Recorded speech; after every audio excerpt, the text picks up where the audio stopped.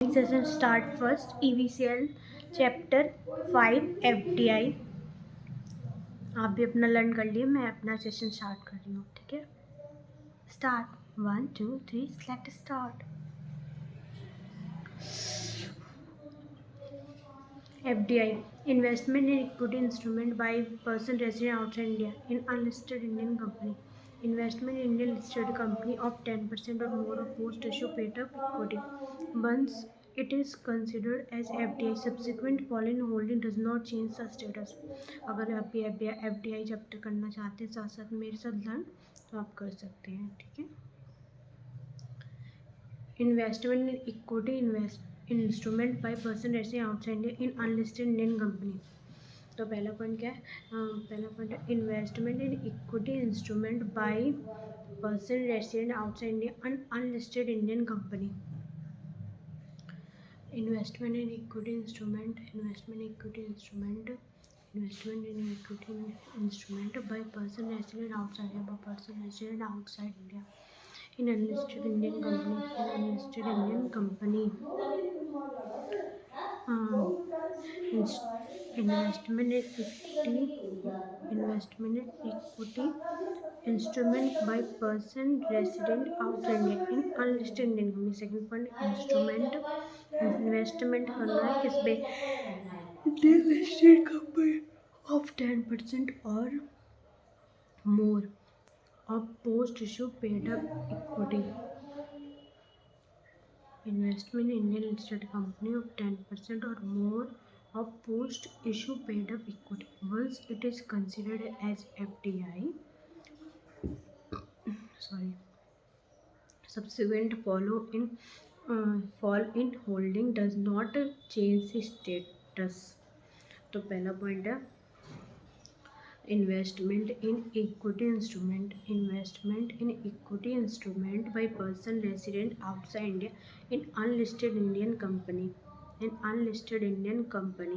Investment in Indian listed company of 10% of or more or post issue paid up equity. Once it is considered FDI, subsequent fall in holding does not change the status.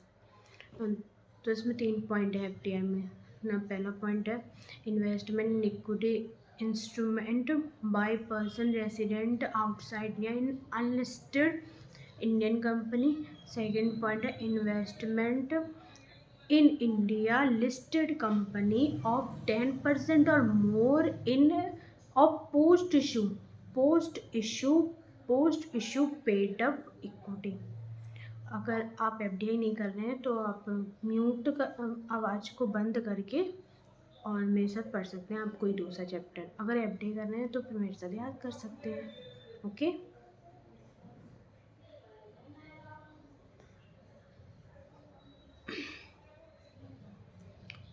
तो मैं क्या कर रही थी, 3 point थे ना इसके. हाँ, तो FDI के 3 पॉइंट है. पहला पॉइंट है investment in equity instrument by person resident outside India in unlisted Indian company. Investment in Indian listed company of 10% और more post issue paid up equity. And third point है once it is considered as FDI, subsequent fall in holding does not change the status. ठीक है, पहले 2 point समझ आ गए. तीसरा point क्या है? Once it is considered FDI, subsequent fall in holding does not change the status. Okay,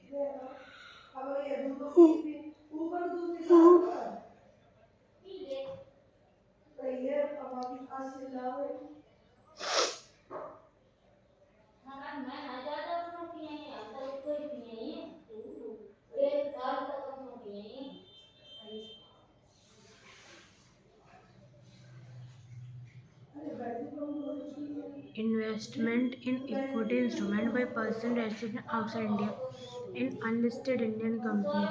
Investment in Indian listed company of 10% or more of post issue paid up equity.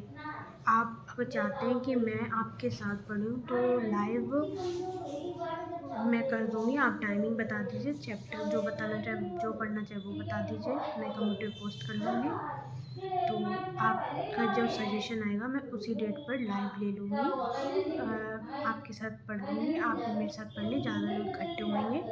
But condition is आपको chapter बताना पड़ेगा, timing बतानी पड़ेगी। Mostly मैं night में पढ़ना ज़्यादा prefer करती हूँ। हाँ, 12 बजे से लेके सुबह 4-5 बजे तक पढ़ सकती हूँ।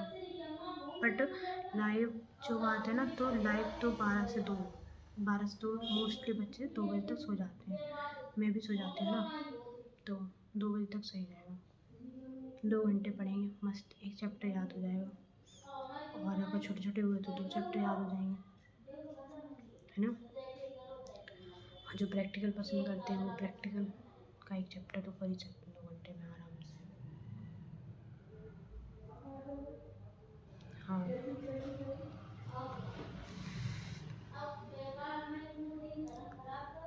आप प्लीज़ लाइक शेयर सब्सक्राइब करें माई चैनल। अगर इसी तरीके के आपको स्टडी ब्लॉग चाहिए, मोटिवेशनल चाहिए तो पढ़ने की,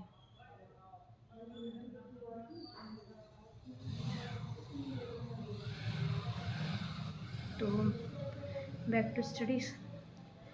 एफडीआई के 3 पॉइंट है: investment, equity investment by person resident of the Indian in unlisted Indian company, investment in Indian listed company of 10% और more of post issue paid equity. इसमें इंपॉर्टेंट रखना है post issue paid up equity 10% और more of post issue paid up equity. मैं अपने hand written note से कर रही हूँ, जो मेरे सर ने लिखवाए हैं।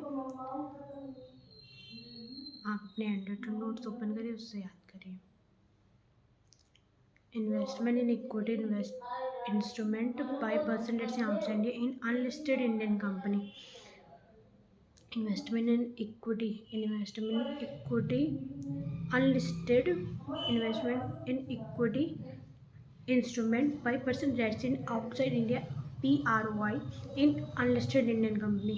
Investment in equity instrument by person resident outside India PROI in unlisted Indian company. Investment in Indian listed company. Investment in Indian listed company of 10% or more capital. More 10% or more of post issue capital. More of post issue paid up equity. Paid up equity. Paid up equity. Post issue paid up equity. Post issue paid up equity. Post issue paid up equity. Post issue paid up equity. Post issue paid up equity. Post issue paid up equity. Once it is considered as FDI, subsequent changes status कोई फर्क नहीं पड़ेगा. Subsequent fall in holding does not change the status. Does not change the status. Does not change the status. Does not change the status.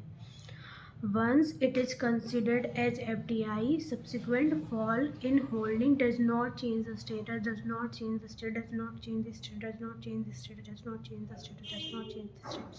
Does not change the status.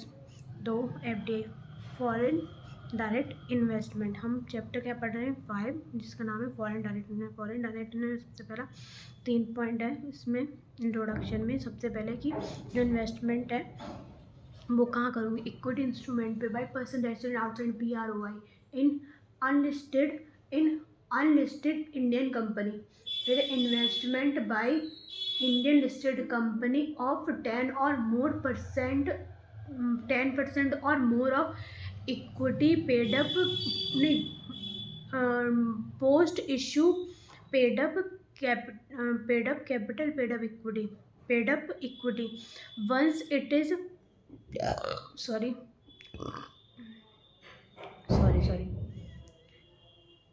once it is considered FDI. Once it is considered